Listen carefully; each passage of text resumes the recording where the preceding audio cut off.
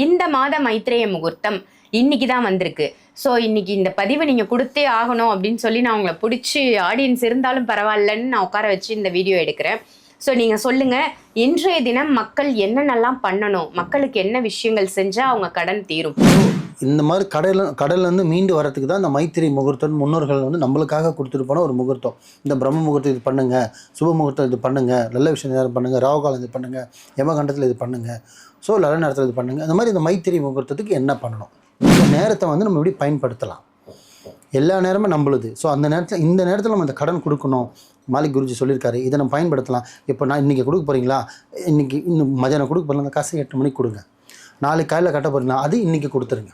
இவ்வளோதான் வேறு ஒன்றும் இல்லை. இந்த நீங்கள் தினக்க கொடுக்குற ஆளாக இருக்கட்டும், மாதம் கொடுக்குற இருக்கட்டும், இந்த நாளில் கொடுங்க, இந்த டைமில் கொடுங்க. அப்போ உங்கள் சுமை சீக்கிரம் குறையும். அதுதான் மைத்திரை முகூர்த்தம்னு சொல்லுவாங்க.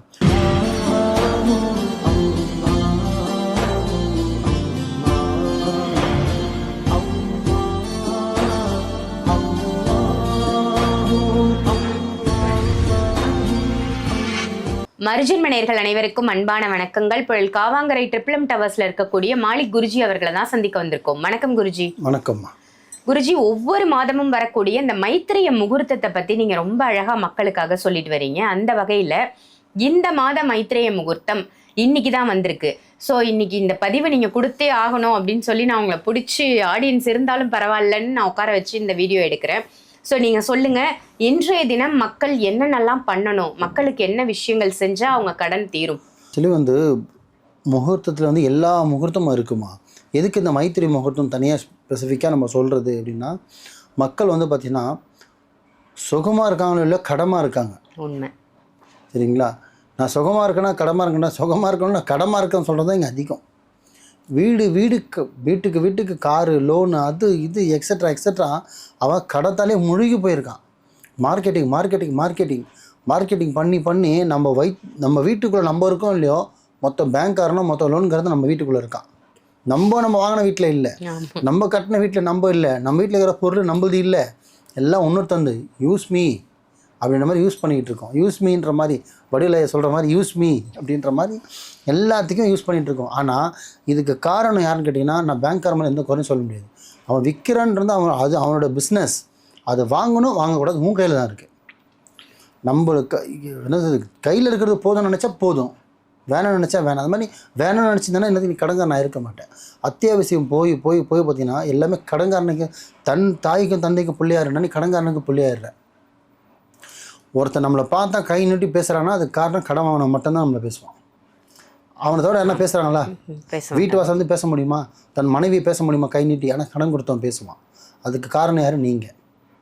தேசியம் சொல்கிற மக்களே, எதுவானாலும் சரி, உங்களுக்கு எவ்வளோ ஆசை இருந்தாலும் சரி, மனைவிக்கு செய்யணும், தன் அப்பா அம்மாவுக்கு செய்யணும், தன் பிள்ளைகள் செய்யணும், பிள்ளைகள் படிக்க வைக்கணும், ஸ்கூலுக்கு ஃபீஸ் கட்டணும், காலேஜ் ஃபீஸ் கட்டணும், டாக்டர் ஃபீஸ் ஆகணும், டாக்டர் ஆகணும், என்ன ஆகணும் கனவு காணுங்கள்.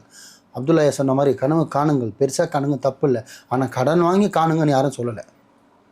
கடன் வாங்காதீங்க. கடன் வாங்கினீங்க வாழ்க்கை ஃபுல்லாகவே கடன்காரனுக்கு பிள்ளையாகி நீங்கள் போகிறது இல்லாமல் அடுத்தது உங்கள் பிள்ளைக்கு அந்த சுமையை கொடுத்துட்டு போவீங்க. அவனுக்கு நல்லது செய்கிற கடத்தை சேர்த்து வச்சுட்டு போயிடாதீங்க, கூட பாவமும் சேர்த்து வச்சுட்டு போயிடுவீங்க. முடிஞ்சாலும் கடன் வாங்காதீங்க. அப்படி கடன் வாங்கியிருந்தால் தயவு செஞ்சு இந்த முகூர்த்தத்தை பார்த்து, இந்த டைமிங் சொல்கிறத பார்த்து ஐயா சொல்லியிருக்காரு இது செய்யலான்னு செய்யுங்க. இதனால் பலன் 100% உண்டு. ஏன்னா இது நானும் என் தாத்தாவும் என் பாட்டனும் சொன்னது கிடையாது. முன்னோர்கள், ரிஷிகள், மகான்கள் வாழ்ந்தவங்க சொன்ன வார்த்தைகள் இது. இந்த பரிகாரம் பண்ணால் இது முடியும், இந்த டைமுக்கு இது பண்ணுங்கள், சக்ஸஸ் ஆகும்னு சொன்னது அவங்க. ஸோ இவ்வளோ பிரச்சனைக்கும் இந்த பரிகாரம் ஒரு தீர்வு கிடைக்கும். ஆனால் உங்களுக்கு உடனே கிடைக்கிறதோ இல்லையோ சிறுவாக கிடைக்க ஆரம்பிச்சிடும். ஏன்னா நீங்கள் நம்பிக்கை வைக்கிறது இறைவன் மேலே. ஸோ என்றைக்குமே அது தோல்வியில் முடியாது. ஸோ இந்த மாதிரி கடல்லேருந்து மீண்டு வரத்துக்கு தான் இந்த மைத்திரி முகூர்த்தம் முன்னோர்கள் வந்து நம்மளுக்காக கொடுத்துட்டு போன ஒரு முகூர்த்தம்.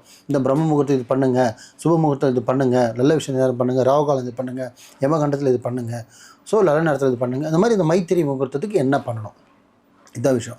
மைத்திரின்னு வந்து பார்த்திங்கன்னா இன்று பொழுது இன்றைக்கி ப்ரெசென்ட், அதுவும் நீங்கள் கேட்டிங்களே கொடுத்தேன்றதா வீடியோ கொடுக்குறேன். ஸோ இந்த மைத்திரி முகூர்த்தம் செப்டம்பர் மாதம் இன்றைய பொழுது பார்த்திங்கன்னா மைத்திரி முகூர்த்தம். ஸோ எப்போ ஆரம்பிக்கும் பார்த்தீங்கன்னா இரவு 8:20க்கு ஆரம்பித்து அப்படியே 10:09 முடிஞ்சிருது.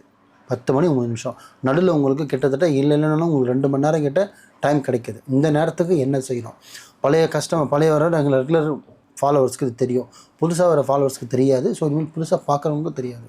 ஸோ என்ன பண்ணணும்னு பார்த்தீங்கன்னா, நார்மலாக ஒரு வெள்ளை பேப்பர் எடுத்து நம்ம யாருக்கு கடன் கொடுக்கணும், அது பேங்க்குக்கோ, தனி நபருக்கோ, நண்பருக்கோ, இல்லை சொந்தக்காருக்கோ, இல்லை கடன் வாங்கினவருக்கோ, இல்லை வீடு தேடி வந்து கடன் வாங்கிட்டு போகிறவருக்கோ, இல்லை பேங்க்கு கட்டுறோமோ, எது எது வேணா இருக்கட்டும். ஸோ அந்த நபருக்கு ஏன்னா மிட் நைட்டில் வருது, ஸோ 8:30 மணிக்கு வருது, 8:10 முடியுதுன்னா இந்த நேரத்தில் எந்த ஒரு பேங்க்கும் இருக்காது. ஸோ நம்ம ஒரு வெள்ளை பேப்பர் எடுத்து சுத்தமான ஒரு ஒயிட் பேப்பரில் எதுவுமே எழுதியிருக்கக்கூடாது. முக்கியமாக அதான் விஷயம், எதுவுமே எழுதியிருக்கக்கூடாது. ஒரு பேனை எடுத்து உங்களோட பேர் எழுதி நீங்கள் யார் பேர் பணம் கொடுக்க போகிறீங்களோ அவங்க பேர் எழுதிட்டு அதுக்கு முன்னாடி மேலே வந்து பார்த்திங்கன்னா மைத்திரை முகூர்த்தம்னு எழுதணும். உங்கள் பேர் எழுதணும், யாருக்கு பணம் கொடுக்க போகிறோம் அவங்க பேர் எழுதணும், எவ்வளோ தொகை கொடுக்க போகிறோம் அது எழுதிடணும்.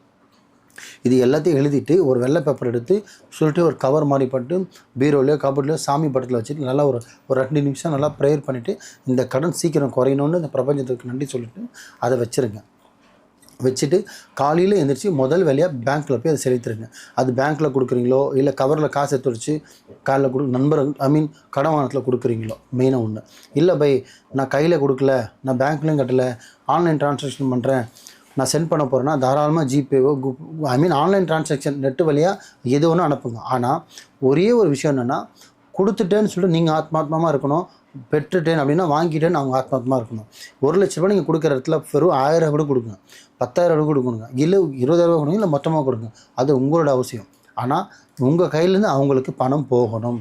நீங்கள் கொடுக்கக்கூடிய ஒரு தொகையிலேருந்து எக்ஸாம்பிள் 10 லட்ச ரூபா தரோன்னா இப்போ நான் 50,000 கொடுக்க போகிறேன்னா அந்த 50,000 இந்த நேரத்தில் கொடுங்க. இந்த மைத்திரை முகூர்த்தம் 8:20 ஆரம்பித்து 10:09க்கு முடியுது. இந்த நேரத்தை வந்து நம்ம எப்படி பயன்படுத்தலாம், எல்லா நேரமும் நம்மளுது. ஸோ அந்த நேரத்தில் இந்த நேரத்தில் நம்ம இந்த கடன் கொடுக்கணும். மாலிக் குருஜி சொல்லியிருக்காரு, இதை நம்ம பயன்படுத்தலாம். இப்போ நான் இன்றைக்கி கொடுக்க போகிறீங்களா, இன்றைக்கி இன்னும் மதியானம் கொடுக்க போகிறீங்களா, அந்த காசை 8 மணிக்கு கொடுங்க. நாளைக்கு காலையில் கட்ட போகிறீங்களா, அது இன்றைக்கி கொடுத்துருங்க. பிஃபோராக ஒரு நாள் இருக்கும்போது ஒரு முன்னாடியோ இல்லை தள்ளி கொடுக்க போகிறேன்னா இந்த நேரத்தை பயன்படுத்துங்கன்னு தான் சொல்ல வரேன். இந்த மைத்திரை முகூர்த்தம் எதுக்காக பயன்படுத்த சொல்கிறேன்னா, இந்த நேரத்தில் காசு கொடுக்கல் வாங்க நம்ம செஞ்சோன்னா சுமையை குறைக்கும்.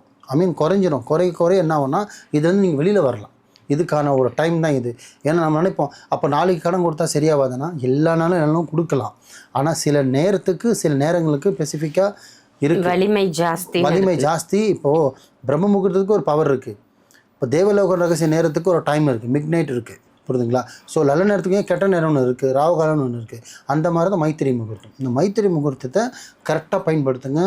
ஜிபே மூலிமா காசு அனுப்பலாம், ஃபோனில் காசு அனுப்பலாம், நேரில் போயும் கொடுக்கலாம். இல்லை பை இன்றைக்கி 3மே செய்ய முடியல பை, நான் நாளைக்கு தான் இப்போ செய்வேன்னா, ஆனால் எடுத்து வச்சுருங்க.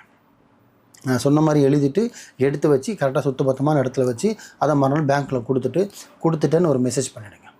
ஸோ சொல்ல வர கணத்துனா அன்றைக்கும் கொடுக்கலாம், முடிஞ்ச அளவுக்கு அப்படின்னா அன்றைக்கி எடுத்து வச்சுட்டு மறுநாளும் கொடுக்கலாம். ஸோ இந்த இந்த மைத்திரை முகூர்த்தத்தை பயன்படுத்துங்க. இதனால் பலன் நிறைய பேருக்கு சக்ஸஸ் ஆகுது. எவ்வளோ பேர் வந்து கமெண்ட்லேயும் சொல்கிறாங்க, ஆஃபீஸ்க்கு வரவங்களும் சொல்லியிருக்காங்க. நீங்களும் கடத்தால் ரொம்ப தத்தளிக்கிறீங்க, கடத்தால் மீண்டு வரவே முடியல, அதிகமான கடன் இருக்குது, அந்த கடனை கொடுத்துட்ருக்கேன், கொஞ்சம் கொஞ்சமாக கொடுக்குறேன்னா அந்த கொடுக்க வேண்டிய காசை இந்த நேரத்தில் கொடுங்க. இவ்வளோதான், வேறு ஒன்றும் இல்லை. இந்த நீங்கள் தினக்க கொடுக்குற ஆளாக இருக்கட்டும், மாதம் கொடுக்குற இருக்கட்டும், இந்த நாளில் கொடுங்க, இந்த டைமில் கொடுங்க. அப்போ உங்கள் சுமை சீக்கிரம் குறையும். அதுதான் மைத்திரை முகூர்த்தம்னு சொல்லுவாங்க. ஸோ முடிஞ்சளவுக்கு நல்லதே நினைங்க, நல்லதே செய்வோம். சிறப்பு, ரொம்ப அற்புதமாக சொன்னீங்க. இன்றைய தினம் மைத்திரை முகூர்த்தம் என்ன டைமுக்கு வருது, என்ன செய்யணும், என்ன செஞ்சால் கடன் தீரும் அப்படின்னு ரொம்ப அழகாக சொன்னதற்கு நன்றி குருஜி. நன்றிம்மா.